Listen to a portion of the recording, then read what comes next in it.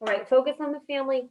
Monday's theme every Monday is going to be for your mind because our mind is so interconnected with our health, with our energy levels, with how we treat our bodies, with how we choose to exercise or not exercise.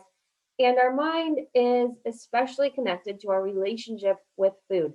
So today's lesson is going to be a quick food for thought lesson for the whole family, but this one's more so for parents to kind of do a quick assessment and evaluation because what we're talking about is how you approach food really impacts your whole family and it impacts your child's relationship with food. So I was born in the 80s.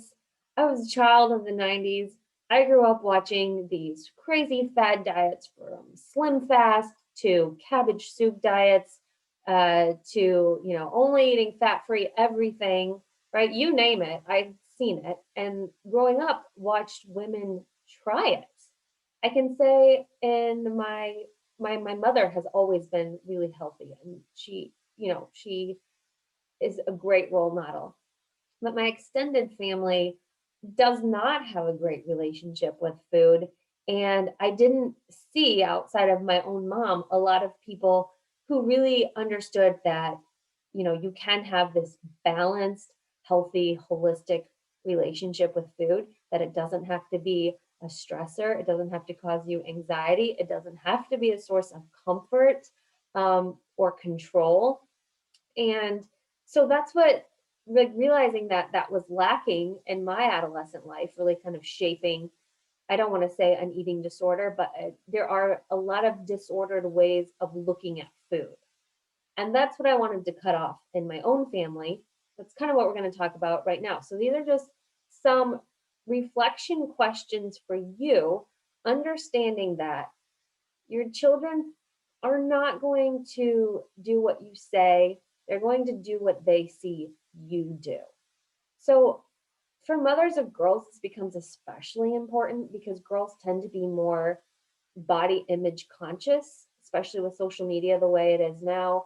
They become body image conscious at a very young age. But we want to foster a healthy body image, a healthy relationship with food, and a healthy, way of seeing themselves. So, in order to do that for our kids, we first have to look at how are you interacting with your own food. So that's the first question. How are you interacting with your own food? What is your relationship with food? Do you use it, as a source of comfort? Do you stress eat? Do you restrict yourself because you think that, dieting or restriction is going to get you where you want to go? Remember, our kids are always watching. The second question is, are you always on a diet? Right? If you're always on a diet, that becomes problematic for our kids because if they hear those words like diet or mom's on a diet or mom can't have that, um, or dad too, or whomever is in the home, then that kind of sets in their mind this idea that adults are just always dieting, which should not be true. Okay, so showing your child that you are not just on a diet, but you are embodying a healthy lifestyle is really important. And that's why, we have the Eat the Rainbow tool that I introduced for kids. That's there's a video on that and there's a file in the files tab.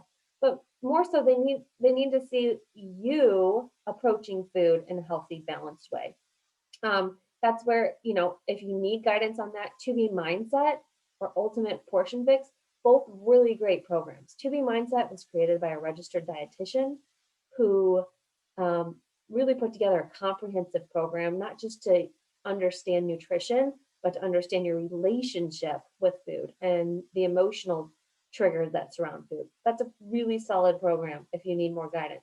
Ultimate Portion Fix. Those are those color coded containers encouraging you to eat the rainbow as an adult and helping you sort of look at your macronutrients, making sure you're getting enough fruits, making sure you're getting the right amount of vegetables, protein, carbohydrates, etc. So just knowing that those resources are there is important. So the second question is, how do you talk about your body weight, not just to yourself, but especially in front of your kids? Really look at your word choices. Like your kids should not be hearing you say things like, I'm fat, or I don't like my thighs, or I don't like this, because they internalize that. And not just them, but you. Like you speaking those icky words about yourself is damaging to you as well. So really like take inventory today of not just the self-talk that's going through your own head.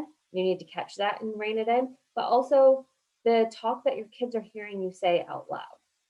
So encouraging positive self-talk in your home. I've tried to really never say in front of my kids, like if I am uh, trying to eat healthier or something, and they're all getting ice cream, and I don't say things like, well, mommy's on a diet. I'll say, you know what, I already chose to have my treat earlier today, and I'm just like choosing not to have a treat right now, right? I'm making a healthier choice rather than saying, oh, I can't have that, I'm on a diet. I just chose my treat earlier today. I'm going to choose, just to have something healthy right now. I don't want my kids to ever think that there are foods that they can't have or shouldn't have. I want them to learn a healthy, balanced relationship with all of their meals, right? Including treats. So making sure you're never referencing what you don't like about your physical appearance in front of your kids. Because if you're complaining about your body, they're starting to think about, is there something wrong with my body? Is there a part I need to start complaining about? And that's not healthy, right? That's just not good. So another question to kind of evaluate, do you always jump on the latest food craze every time it comes out? If you have a pattern of constantly trying something new, I think it's safe to say, and I say this with love, that you have not developed a healthy, balanced relationship with food whatsoever. And a program like To Be Mindset would be really, really good for you, because you need to get into a lifestyle habit, not 1 month going keto and cutting out carbs altogether, and then another month you're intermittent fasting. That's called always being on a diet, right? And you don't want to do that, because it doesn't set good habits in your home for your kids to witness. um, Eating on the go, how often do you eat on the go? Like, take inventory of that. Just, I know we live in a busy world, but taking time to really have a sit down meal as a family is important. It's really important for kids to watch you actually sit without distraction, phones aside, chewing your food, making conversation, enjoying the meal, and then ending the meal when you're full. So really paying attention to when you're satisfied, not just going back for second and third helpings just because it's there, but you're not really hungry. Um, and then even things about how you feel about cooking. I'm going to be honest, I'm really guilty of this. I complain all the time about how much I hate cooking. And I complained about it in front of my kids. And this is something that I caught myself doing and I really worked on just in the last few months. And I realized that I was complaining about cooking more so because I hadn't really taken the time to learn how to cook and meal prep in a way that A, was easy for me, but B, was very nourishing for not just myself, but my whole family. So when I did my nutritional reset and really like put myself in the kitchen because I knew it was for my own good, I actually did start enjoy cooking and enjoy recipes. And it's still not my favorite thing. But if we say things all the time like, oh, I hate cooking, or I'm not going to make any homemade meals, like it's easy to joke about, but your kids also need to see like part of having a good relationship with food is actually having hands-on experience with the food. So having them help you cut. Like my sons, they're both really good at peeling potatoes. Just having them in the kitchen with me peeling potatoes, talking about, different healthy choices. It's all important. Now, these questions that I'm kind of going over with you, they are from a workbook page, and it's the Food for Thought questionnaire. It's going to be in the Files tab. So if this is something that you want to be able to print off and kind of take a deeper look at and really honestly reflect, I would encourage you to do that. But the main point of this video is just to remind you that as a parent or an authority in your home, your kids are always watching what you do, not what you say. So that's why this focus on the family is about you as the leader in your house, kind of taking inventory of maybe the way you've spoken about yourself, the way you've spoken about food, the way you've spoken about dieting, or like what they've seen you doing, and reflect, okay, what areas are really not serving me? What's not serving me? Like maybe trying the new fad diet every other month is not serving you. And what do I need to do about it to get out of that place? Because I really want to be a better role model for my kids and my family and create that trickle down effect. I love that I kind of got over my disordered views of food as soon as I got pregnant. Something just, I don't know what, it just switched in me. As soon as I got pregnant with my oldest kid, I was like, okay, I need to get a handle on this. And I did at a young age. And that's why I'm proud to say that, I don't take on any diets that I wouldn't let my kids do. Because what does it teach them? Right? I would never let my kids eat keto. Carbohydrates are important. They feed your brain. So if I wouldn't want my kids doing something, I shouldn't be role modeling in that in the home as an ongoing way of eating. Does that make sense? Um, so this is a good time. This is a really good time. It's February right now.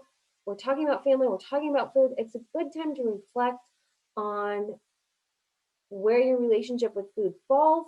And if you're feeling like it's falling short, it's a great time to reach out for help and tell myself or your coach, like, hey, Ashley, I really struggle with this. And you mentioned a couple programs or a couple ideas. Can you tell me more about that? Because we're never going to steer you towards something that's a quick fix.